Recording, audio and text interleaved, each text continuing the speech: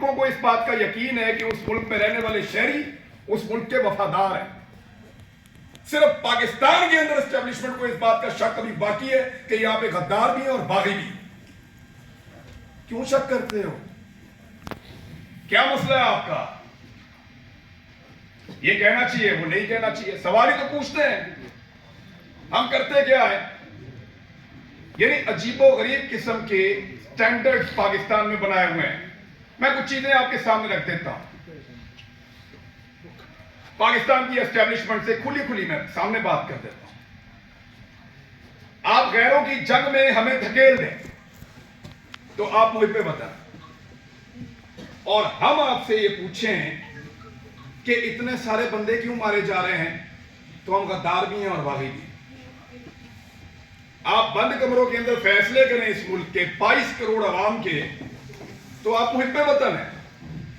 ہم آپ سے پوچھیں کہ ان فیصلوں کے نتائج پہ نظر دیکھیے، بتائیں کہ یہ حالات کیوں ہوئے تو ہم غدار ہیں. آپ پاکستان میں بار بار رجیم چینج آپریشنز کریں، منتخب حکومتوں کو گرائیں تو آپ مجھ پہ بتائیں. ہم آپ سے پوچھیں کہ یہ کیوں کیا تو ہم غدار بھی ہیں اور ہم باغی بھی ہیں.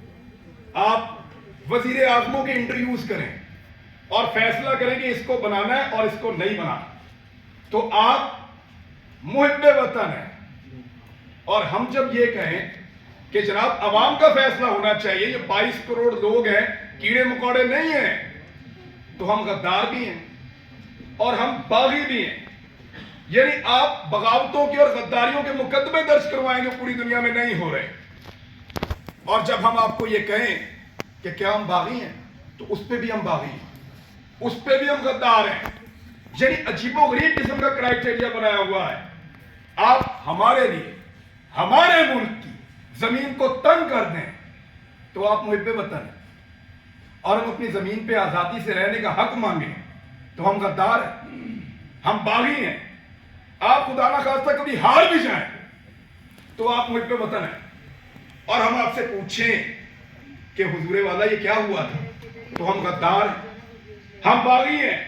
آپ کسی ایک تجربے میں ناکام ہو جائیں تو آپ محب وطن ہیں، اور ہم صرف ناکامی کی نشاندہی کر دیں تو ہم غدار ہیں. ہم باغی ہیں. ہم ہنسیں تو غدار ہیں، روئیں تو غدار ہیں، بولیں تو غدار ہیں، چپ رہیں